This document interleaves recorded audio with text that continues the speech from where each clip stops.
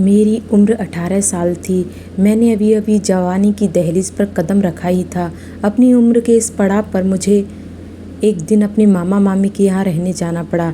मेरी मामी मुझे देखकर बहुत खुश हुई, लेकिन जैसे ही शाम का वक्त होता मेरी मामी मुझे ऊपर बने हुए कमरे में छुपा देती और मुझे मामा के सामने जाने से रोकती।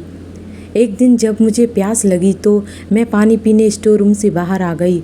तभी मुझे मामी के कमरे से उनकी रोने की आवाज़ आई। मैं हैरत से मामी के कमरे में गई। मैंने वहाँ जो देखा उसे देखकर मेरी जान निकल गई।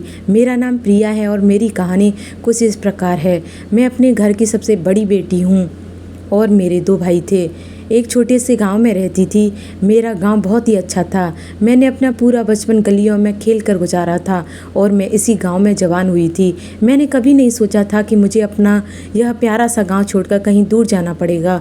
जब मुझे अपना गांव छोड़कर अपने मामा के घर जाना पड़ा तो वह दिन मेरी ज़िंदगी का सबसे दुख देने वाला दिन था। लेकिन ज़िंदगी की कड़वी सच्चाई इंसान को कहाँ से कहाँ ले जाती है, ऐसा ही कुछ मेरे साथ हुआ था। अपना बचपन मैंने अपने माँ बाप के प्यार भरे आंचल में गुजारा था। हम जॉइंट फैमिली में रहते थे। घर बहुत बड़ा तो नहीं था लेकिन अपना था। हमारे ताऊ की फैमिली में भी 5 लोग थे और हम भी 5 लोग ही थे। मेरे एक चाचा थे जो अपनी अभी पढ़ाई कर रहे थे और पढ़ाई के सिलसिले में ज़्यादा हॉस्टल में ही रहा करते थे। हम बच्चे जैसे तैसे बड़े होते जा रहे थे। घर हमारे लिए छोटा होता जा रहा था। हमारी दादी और बुआ एक ही कमरे में रहा करती थी। कम उम्र में ही दादी ने बुआ की शादी करवा दी थी। 2 साल बाद किसी वजह से बुआ का तलाक हो गया था। मुझे आज तक समझ नहीं आया कि मेरी बुआ तो बहुत अच्छी थी, उन्होंने आज तक कभी किसी से ऊंची आवाज़ में बात तक नहीं, फिर उन्हें कोई कैसे छोड़ सकता है। फिर इतनी कैसे बात बढ़ गई कि बुआ का तलाक हो गया। लेकिन मुझे इतना पता था कि मेरी बुआ की शादी उनकी मर्जी के खिलाफ हुई थी। दादी ने यह शादी कराई थी। मेरी दादी जात पात में विश्वास रखने वाली थी। मेरी दादी को अपनी बिरादरी बहुत अच्छी लगती थी और इसी बिरादरी का मान रखने के लिए मेरी बुआ को दादी ने अनचाहे बंधन में बांध दिया था। हमारी ज़िंदगी ऐसी बहुत ही कड़वी सच्चाई से भरी पड़ी थी। मेरी माँ और ताई की कभी भी आपस में नहीं बनती थी, क्योंकि बात यह थी कि मेरी माँ और ताई आपस में कज़न थीं और उन दोनों की आपस में कभी नहीं बनी।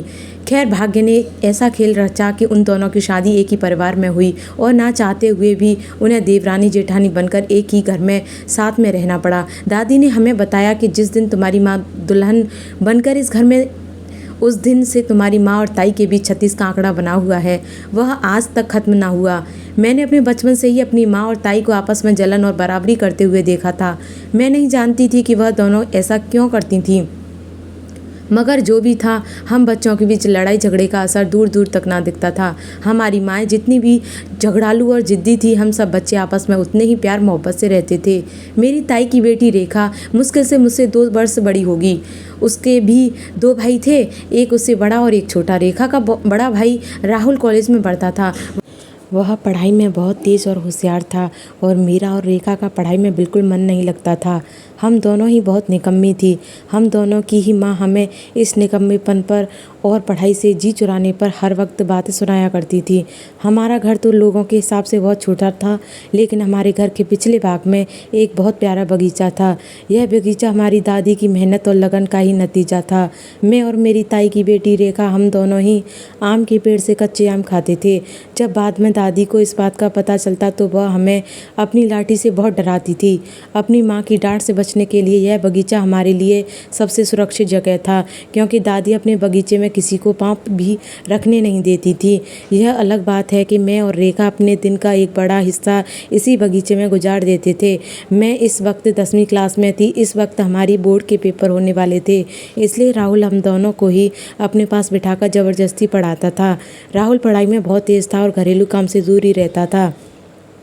जब उसने रेखा के साथ मुझे पढ़ाने की बात की तो पहले माँ और ताई के बीच इस बात को लेकर बहुत झगड़ा हुआ, पर जब दादी ने अपनी कर्जदार आवाज़ में कहा कि प्रिया और रेखा दोनों को ही राहुल पढ़ाएगा तो माँ और ताई बिल्कुल चुप हो गईं, क्योंकि घर में दादी का बहुत खौफ था। माँ और ताई दोनों ही दादी से बहुत डरती थीं।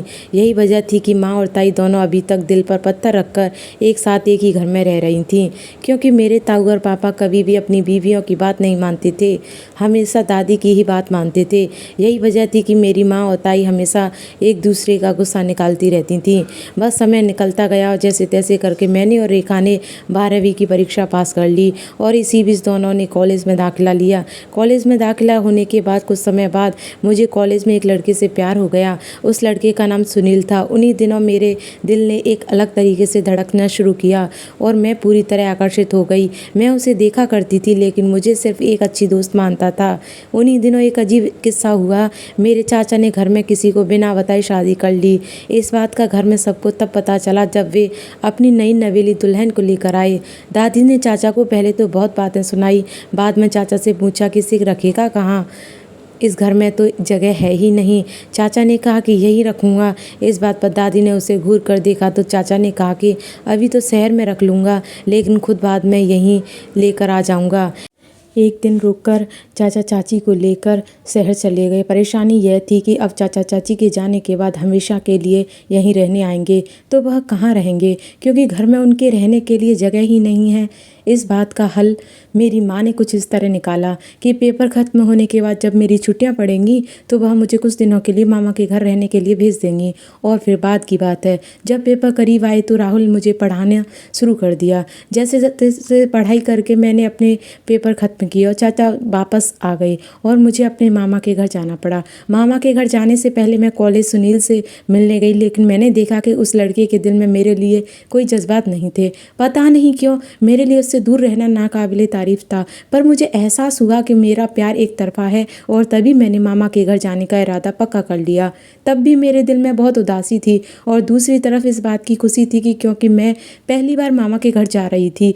मेरे पापा छोटा भाई मुझे मेरे मामा के घर छोड़ने स्टेशन पर गए।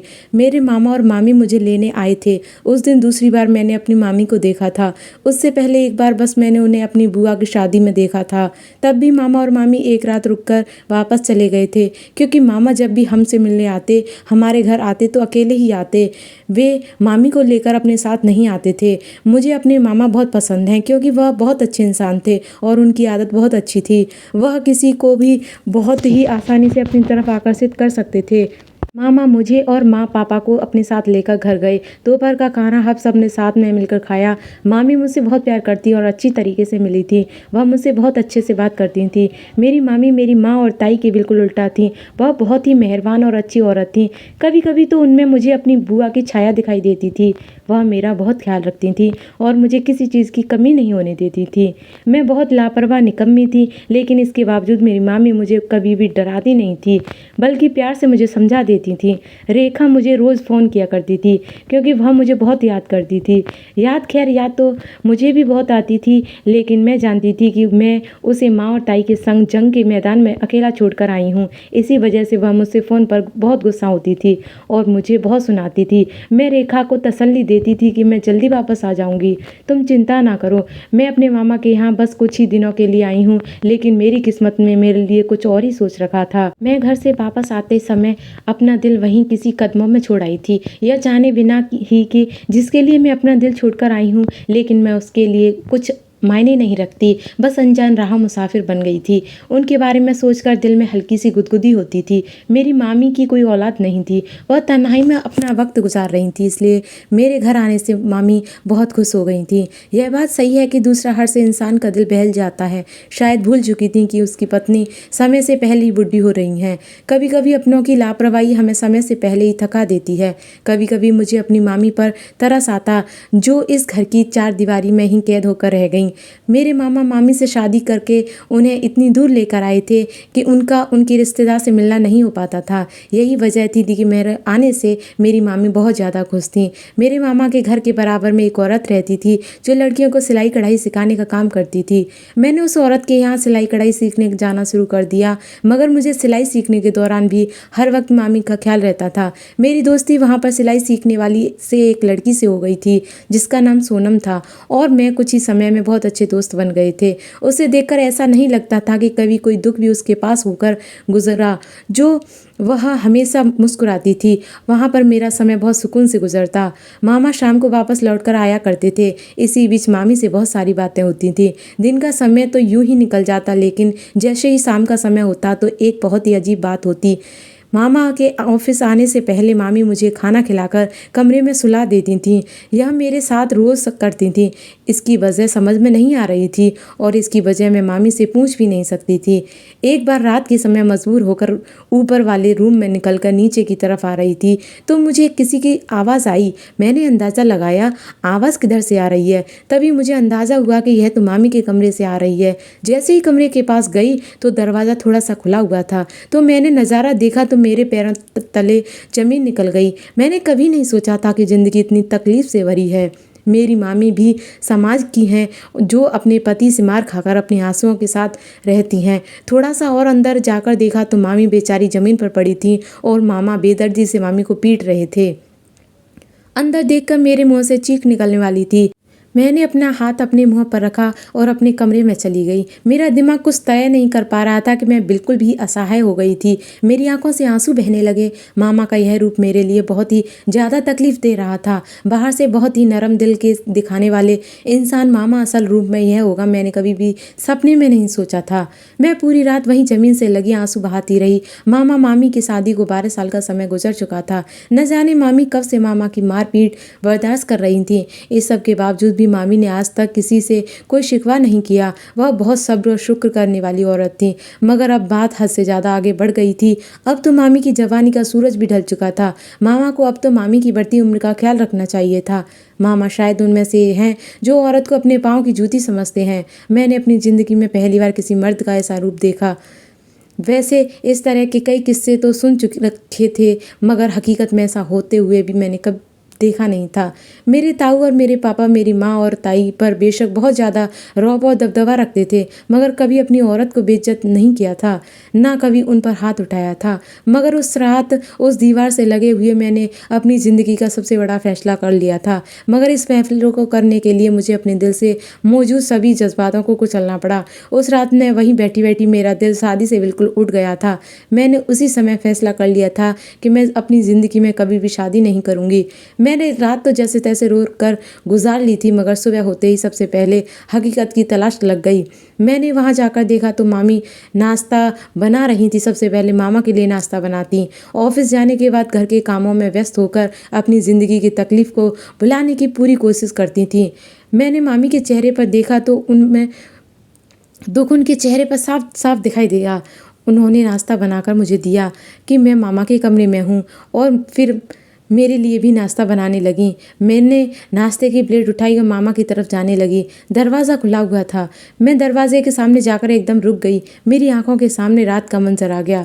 मेरे कदम मन भारी हो रहे थे। मुझे लग रहा था जैसे ही खड़ी हुई मैंने जी कड़ा करके और एक लम्बा सांस लेकर कमरे के अंदर कदम रखा। मैंने मामा के सामने नाश्ते की प्लेट रखी। अभी मामा हाथ में अखबार लिए हेडलाइन पढ़ रहे थे। मेरे आने पर आंख उठाकर एक पल के लिए मुझे देखा और फिर अखबार पढ़ने में लग गए। मैंने नज़र उठाकर मामा को देखा तो उनके सीधे साधे चेहरे के पीछे छुपा इंसान था। मैंने सोचा न जाने और क्या क्या देखना बाकी है। वह पूरा दिन मैं जांच पड़ताल कर निकाला। इसी तरह रात हो गई और मामी के कहने से पहले मैंने रात का खाना खाया और ऊपर वाले कमरे में जाकर लेट गई। वही सोच विचार में गुजार दी और रेखा को फ़ोन पर बात करने से मेरा दिल हल्का हो गया था। वह माँ और ताई के बीच हुए झगड़े के बारे में बता रही थी। हम दोनों की माँ और ताई के बीच होने वाली लड़ाई को ज़्यादा दिलचस्पी नहीं लेते थे पर आज मैं उनकी बातचीत दिल से मुस्कुरा भी नहीं थी। तभी वह मुझसे बार बार पूछ रही थी कि तुम ठीक तो हो ना। मेरे पास झूठी तसल्ली देने के अलावा कोई रास्ता नहीं था। जब आधी रात का समय गुजरा तो मामी के कमरे के बाहर से आ रही थी। झांक कर देखा तो कल की तरह ही नज़ारा था। मैं अपने कमरे में वापस आने से पहले अपने आप से वादा कर लिया था चाहे कुछ भी हो जाए मैं इस मुद्दे पर बातचीत करके ही रहूँगी। अगली सुबह जैसे ही मामा ऑफिस जाने के लिए निकले तो मैंने मामी से कहा सब काम छोड़कर मेरे पास आकर बैठ जाएं। मुझे आपसे कुछ ज़रूरी बात करनी है। मामी मेरी बात सुनकर मेरे साथ आंगन में आकर बैठ गई। मामी ने मुझसे पूछा क्या हुआ बेटा, क्या बात है, घर पर सब ठीक है ना। मैंने कहा जी मामी घर पर सब ठीक है। मैंने मम्मी से कहा मुझे आपके बारे में आपसे कोई बात करनी है। मामी हैरत में आ गई और बोली, मेरे बारे में? भरी नज़रों से देखा। मैंने मामी से पूछा कि मामी, अब आप मुझसे बताइए कि मामा के इस सल्लू की असल वजह क्या है और वह कब से आपको इस तरह मारते आ रहे हैं। मेरे मुंह से आवाज़ सुनकर रंग फीका पड़ गया। मामी ने पूछा, बेटा तुम्हें इन सब के बारे में कैसे पता चला? तो मामी को मैंने उस रात के बारे में बताया और कहा कि मैंने मामा को आपको मारते हुए देखा था। मामा आपको इस तरह बेदर्दी से पीट रहे थे। अब मुझे समझ आ गया है कि रात को क्यों मामा के आने से पहले मुझे ऊपर वाले कमरे में भेज दिया करती थी। अब आप मुझे सच सच बताइए कि मामा के इस रवैये के पीछे की असली वजह क्या है। आखिर क्यों मारते हैं मामा आपको? मेरे ज़्यादा जोर देने पर मामी ने एक गहरी सांस ली और फिर मुझे बताया कि बेटा, यह आज की कहानी नहीं है, अब आगे की कहानी हम मामी से ही सुनते हैं। मामी ने मुझे बताया कि बेटा, यह किस्सा आज का नहीं है, यह किस्सा तो बहुत पुराना है। यह बात मेरी शादी से 5 महीने पहले की है। जब एक दिन मामी बताती गई, मैं हैरत की समंदर में डूबकर मामी की दर्द भरी कहानी सुनती गई। एक दिन हकीकत के बयां होने का दिन था। उस दिन मुझे बहुत कुछ ऐसा पता चला जिसके बारे में परिवार में कोई भी नहीं जानता था। मामी सब कुछ बताने के बाद मुझसे बोली कि बेटा, मैंने 12 सालों में आज पहली बार किसी इंसान के सामने अपना दिल खोल कर रखा है। बेटा, तुम्हारा बहुत एहसान होगा जब यह बातें आप किसी को ना बताएं।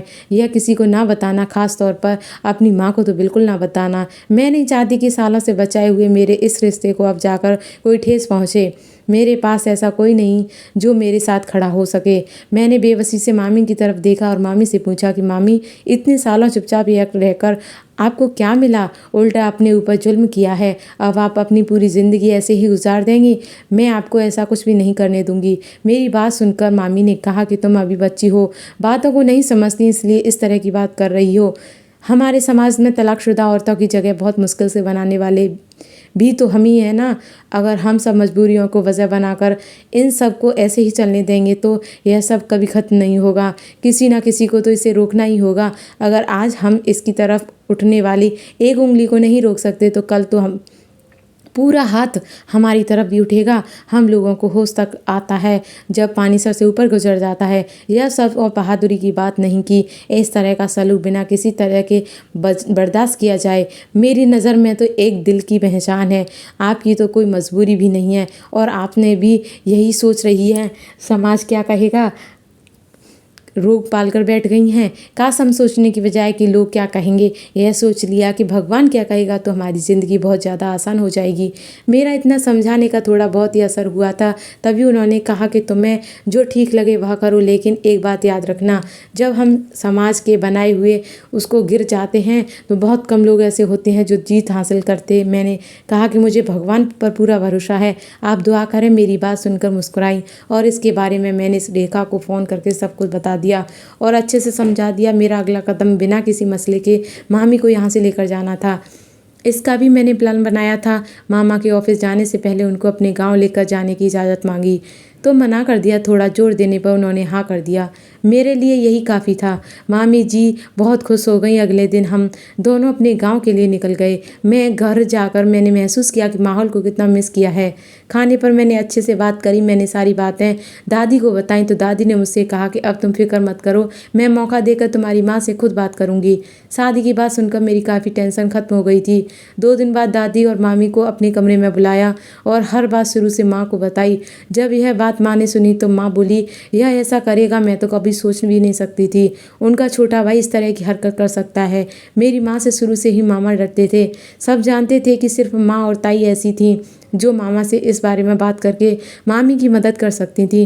दादी और मामी की बात सुन मामा ने एक पल जाया किए बिना फ़ौरन मामा को फ़ोन लगाया और फ़ौरन गांव पहुंचने का हुक्म दिया। मामा चाहे कितने भी सख्त हो ना, लेकिन माँ के सामने मामा की एक ना चलती थी। माँ का हुक्म। मामा तुरंत टिकट करवा कर हमारे गांव पहुंचे। जैसे ही मामा गांव पहुंचे तो मैंने माँ ने उन्हें सांस लेने का मौका तक ना दिया और उनकी क्लास लेना शुरू कर दिया। हॉल में सिर्फ ताई, मामा और माँ ही थे और सब अपने कमरे में जा चुके थे। मैं दादी के बगीचे में बैठी कच्चे आम खाती हुई मामी की बातों को याद कर रही थी। मामी ने उस दिन मेरे जोर देने पर अपनी ज़िंदगी की कड़वी सच्चाई से पर्दा उठाया और मुझे बताया कि मेरी शादी की शुरू के कुछ ही दिन गुजरे थे कि जैसी नई नई शादी लोगों की गुजरती है, मगर जब कुछ महीने के बाद मैं पेट से हुई ना तो तुम्हारे मामा मुझे डॉक्टर के पास लेकर गए। डॉक्टर के टेस्ट करने से पता चला कि मेरे अंदर कोई कमी नहीं है, मैं बिल्कुल ठीक हूँ। तब डॉक्टर ने तुम्हारे मामा का टेस्ट करवाई। पहले तो हम नहीं माने, पर बहुत ज़ोर देने के बाद मैं मान गए। और जब वो टाइम तो हमारे सोचने के बिल्कुल ही उल्टा हुआ। तुम्हारे मामा कभी बाप नहीं बन सकते थे और यह सब बात उनकी मर्दानगी पर आ गई। मैंने तो इन सब को भगवान की मर्जी मांग कबूल कर लिया, पर वह इन सब को कभी भी भूल न सके। वह हमेशा उन्हें समझाने की कोशिश करती, मगर वह समझने में उनका मजाक उड़ रहा था होता और इसी गलतफहमी में उनके अंदर एक चिड़चिड़ापन पैदा हो गया और वह अपनी इस कमी का गुस्सा निकालने लगे और उसके लिए उन्होंने मुझे रोज़ मारना पीटना शुरू कर दिया। मैं अपना मुंह बंद रखने पर मजबूर थी। उनका जो मन चाहता वह करते थे। मामी की ज़िंदगी बहुत तकलीफ से भरी थी और इसलिए मैंने यह कदम उठाया था कि मामी की ज़िंदगी में थोड़ी खुशियाँ आ सके, शायद उनकी ज़िंदगी का रुख पलट कर जाए। मामा मामी को तलाक देकर ठोकर मारकर वहाँ से चले गए थे। हमने मामी को पड़ोस में रख लिया, मुझे भी साथ में ही रख लिया था। उन्हीं दिनों राहुल ने घर के ऊपर एक और मंजिल बनाने का सोचा, क्योंकि घर छोटा पड़ रहा था। मेरा कमरा तो पहले से ही चाचा चाची के इस्तेमाल में था, इसलिए ऊपर बनवाने का इरादा किया था और इस काम के लिए राहुल ने दादी को मना ही लिया था। दादी इस घर में कोई बदलाव नहीं चाहती थी, क्योंकि उन्हें अपना घर बहुत प्यारा था। लेकिन बाद में ऊपर की मंजिल बन गई और मामी की एक अच्छे आदमी से शादी करवा दी। राहुल की अच्छी नौकरी लगने के बाद अच्छी लड़की की तलाश करके राहुल की भी शादी हो गई और मेरा धीरे धीरे शादी से विश्वास उठ गया था और मैंने शादी नहीं की। अब हम सब अपने पूरे परिवार के साथ रहते हैं। तो दोस्तों, हमारी उम्मीद है कि आपको हमारी कहानी पसंद आई होगी। तो वीडियो को लाइक करके, चैनल पर नए हैं तो चैनल को सब्सक्राइब करें। धन्यवाद।